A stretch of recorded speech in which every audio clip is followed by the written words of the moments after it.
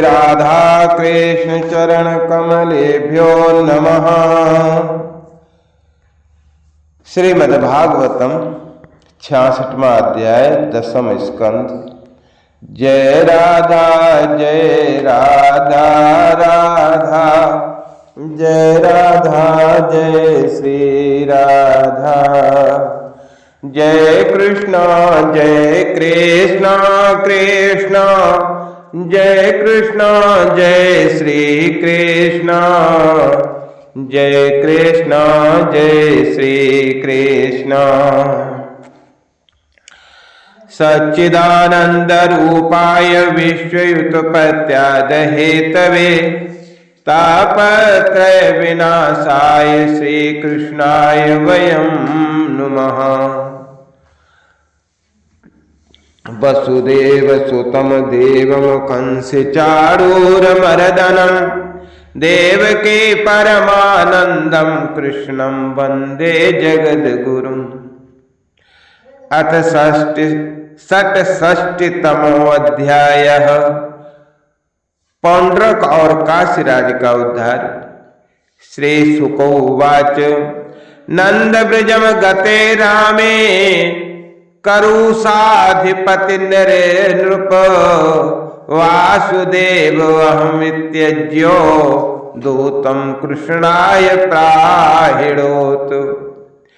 श्री सुखदेव जी कहते हैं, परीक्षित, जब भगवान बलराम जी नंद बाबा के ब्रज में गए हुए थे तब पीछे से करुष देश के अज्ञानी राजा पौंड्रक ने भगवान श्री कृष्ण के पास एक दूत भेजकर ये कहलाया कि भगवान वासुदेव मैं हूं।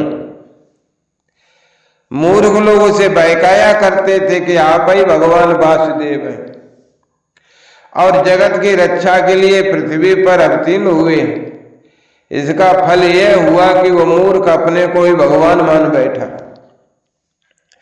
जैसे बच्चे आपस में खेलते समय किसी बालक को ही राजा मान लेते हैं और वो राजा की तरह उनके साथ व्यवहार भी करने लगता है, वैसे ही मंदमती अज्ञानी पौंड्रक ने अचिंत गति भगवान श्री कृष्ण की लीला और रहस्य न जानकर द्वारिका में उनके पास दूत भेज दिया। पौंड्रक का दूत द्वारिका आया और राजसभा में बैठे हुए कमल नयन भगवान श्री कृष्ण को उसने अपने राजा का यह संदेश कह सुनाया। एकमात्र मैं ही वासुदेव हूं, दूसरा कोई नहीं है। प्राणियों पर कृपा करने के लिए मैंने ही अवतार ग्रहण किया है। तुमने झूठ मूठ अपना नाम वासुदेव रख लिया है, अब उसे छोड़ दो। यदुवंशी, तुमने मूर्खतावश मेरे चिन्ह धारण कर रखे हैं, उन्हें छोड़कर मेरी शरण में आओ और यदि मेरी बात तुम्हें स्वीकार ना हो तो मुझसे युद्ध करो। श्री सुखदेव जी महाराज कहते हैं, परीक्षित मंदमती पौंड्रक की ये बहक सुनकर उग्रसेना सभासद जोर जोर से हंसने लगे। उन लोगों की हंसी समाप्त होने के बाद भगवान श्री कृष्ण ने दूत से कहा, तुम जाकर अपने राजा से कह देना कि रे मूढ़, मैं अपने चक्र आदि चिन्हों को यूं ही नहीं छोड़ूंगा। इन्हें मैं तुझ पर छोड़ूंगा और केवल तुझ पर ही नहीं, तेरे उन सब साथियों पर भी जिनके बहकाने से तू इस प्रकार बहक रहा है। उस समय मूर्ख, तू अपना मुंह छिपाकर औंधे मुंह गिरकर चील गीद बटेर आदि मांस भोजी पक्षियों से घिरकर सो जाएगा और तू मेरा शरणदाता नहीं, उन कुत्तों की शरण होगा जो तेरा मांस चीत चीत कर खा जाए। परीक्षित, भगवान का यह तिरस्कार पूर्ण संवाद लेकर पौंड्रक का दूत अपने स्वामी के पास गया, उसे कह सुनाया। इधर भगवान श्री कृष्ण ने भी रथ पर सवार होकर काशी पर चढ़ाई कर दी, क्योंकि वह करुष का राजा उन दिनों वहीं अपने मित्र काशराज के पास रहता था।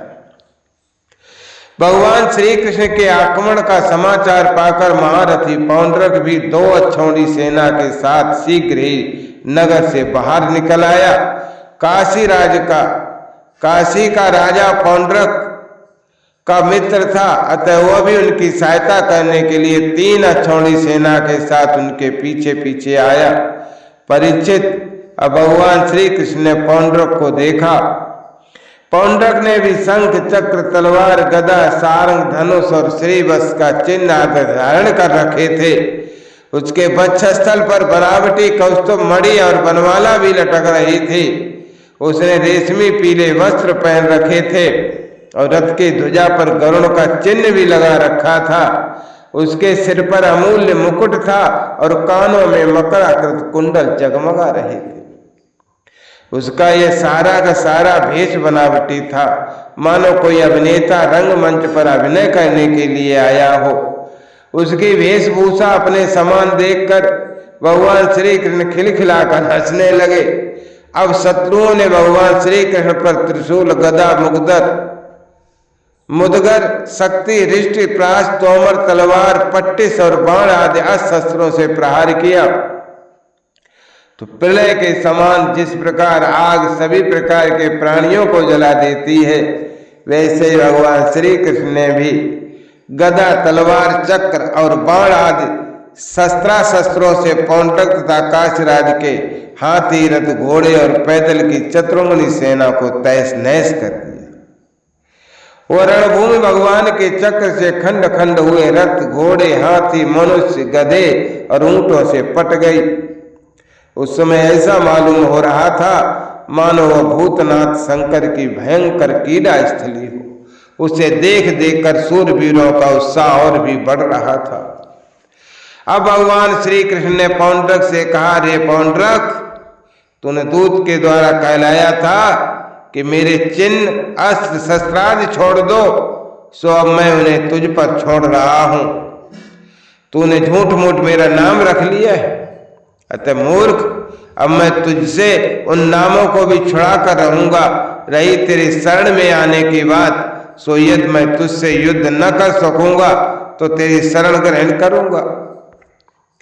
भगवान श्री कृष्ण ने इस प्रकार कहकर पौंड्रक का तिरस्कार करके अपने तीखे बाणों से उसके रथ को तोड़ फोड़ डाला और चक्र से उसका सिर वैसे ही उतार लिया जैसे इंद्र ने अपने वज्र से पहाड़ की चोटियों को उड़ा दिया था।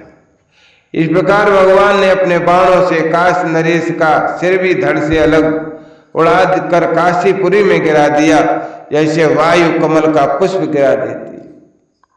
इस प्रकार अपने साथ डहा रखने वाले पौंड्रक को और उसके सखा काश नरेश को मारकर भगवान श्री कृष्ण अपनी राजधानी द्वारिका में लौट आए। उस समय सिद्धगण भगवान की अमृतमयी कथा का गान कर रहे थे। परीक्षित, पौंड्रक भगवान के रूप का चाहे वह किसी भाव से हो सदा चिंतन करता रहता था। इससे उसके सारे बंधन कट गए। वो भगवान का बनावटी भेष धारण किए रहता था। इससे बार बार उसी का स्मरण होने के कारण वो भगवान के सारूप को ही मुक्त हुआ, प्राप्त हुआ। इधर काशी में राजमहल के दरवाजे पर एक कुंडल मंडित मुंड गिरा देखकर लोग तरह तरह का संदेह करने लगे और सोचने लगे कि ये क्या है, ये किसका सिर है। जब ये मालूम हुआ कि वो तो काशी नरेश का ही सिर है, तब रानियां, राजकुमार, राज परिवार के लोग तथा नागरिक रो रो कर विलाप करने लगे, हा नाथ, हा राजन, हाय हाय, हमारा तो सर्वनाश हो गया। काशी नरेश का पुत्र था सुदक्षिण। उसने अपने पिता का अंत्येष्टि संस्कार करके मन ही मन ये निश्चय किया कि अपने पितृघाती को मारकर ही मैं पिता के ऋण से ऋण हो सकूंगा। नादान हो अपने कुल पुरोहित और आचार्यों के साथ अत्यंत एकाग्रता के साथ भगवान शंकर की आराधना करने लगा। काशी नगरी में उसकी आराधना से प्रसन्न होकर भगवान शंकर ने वर देने को कहा, तो सुदक्षिण ने यह अभीष्ट वर मांगा कि मुझे मेरे पितृघाती के वध का उपाय बतलाइए। भगवान शंकर ने कहा, तुम ब्राह्मणों के साथ मिलकर यज्ञ के देवता ऋतुक भूत दक्षिणा अग्नि की अविचार विधि से आराधना करो। इससे वो अग्नि प्रमथ गणों के साथ प्रकट होकर यदि ब्राह्मणों के अभक्त पर प्रयोग करोगे तो वो तुम्हारा संकल्प सिद्ध करेगा। भगवान शंकर की ऐसी आज्ञा प्राप्त करके सुदर्शन ने अनुष्ठान के उपयुक्त नियम धारण किए और भगवान श्री कृष्ण के लिए अविचार यानी मारण का पुरस्चरण करने लगा। अविचार पूर्ण होते ही यज्ञ कुंड से अति भीषण अग्नि मूर्तिमान होकर प्रकट हुआ। उसके केश और दाढ़ी मूछे तपे हुए तांबे के समान लाल लाल थे, आंखें से अंगारे बरस रहे थे। उग्र दाढ़ों और टेढ़ी भ्रुकुटियों के कारण उसके मुख से क्रूरता टपक रही थी। वो अपनी जीभ से मुंह के दोनों कोने को चाट रहा था। शरीर नंग धड़ंग था, हाथ में त्रिशूल लिए हुए था जिसे वो बार बार घुमाता जाता था और उसमें से ही अग्नि की लपटें निकल रही थी। ताड़ के पेड़ के समान बड़ी बड़ी टांगें थीं। वो अपने बेग से धरती को कपाता हुआ और ज्वालाओं से दसों दिशाओं को दग्ध करता हुआ द्वारिका की ओर दौड़ा और बात की बात में द्वारिका के पास जा पहुंचा। उसके साथ बहुत से भूत भी थे। उस अविचार की आग को बिल्कुल पास आई हुई देख द्वारिकावासी वैसे ही डर गए जैसे जंगल में आग लगने पर हरिण डर जाते हैं। अच्छई सभायाम क्रीडंतम भगवंतम भयातुरा त्राय त्राय त्रिलोकेश बहने प्रदहता पुरम। वे लोग भयभीत होकर भगवान के पास दौड़े हुए आए। भगवान उस समय सभा में चौसर खेल रहे थे। उन लोगों ने भगवान से प्रार्थना की, तीनों लोकों के हे एकमात्र स्वामी, द्वारिका नगरी इस आग से भस्म होना चाहती है, आप हमारी रक्षा कीजिए। आपके सिवा इसकी रक्षा और कोई कर नहीं सकता। शरणागत वत्सल भगवान ने देखा कि हमारे स्वजन भयभीत हो गए हैं और पुकार पुकार कर विकलता भरे स्वर से हमारी प्रार्थना कर रहे हैं। तब उन्होंने हंसकर कहा, डरो मत, मैं तुम लोगों की रक्षा करूंगा। परिचय भगवान सबके बाहर भीतर की जानने वाले हैं। वे जान गए कि यह काशी से चली हुई माहेश्वरी कृत्या है। उन्होंने उसके प्रतिकार के लिए अपने पास ही विराजमान चक्र सुदर्शन को आज्ञा दी। भगवान मुकुंद का प्यारा अस्त्र सुदर्शन चक्र कोटि कोटि सूर्यों के समान तेजस्वी और प्रलयकालीन अग्नि के समान जाजुल्यमान है। उसके तेज से आकाश, दिशाएं और अंतरिक्ष चमक उठे और अब उसने उस अविचार अग्नि को कुचल डाला। भगवान श्री कृष्ण के अस्त्र सुदर्शन चक्र की शक्ति से कृत्या रूप आग का मुंह टूट फूट गया।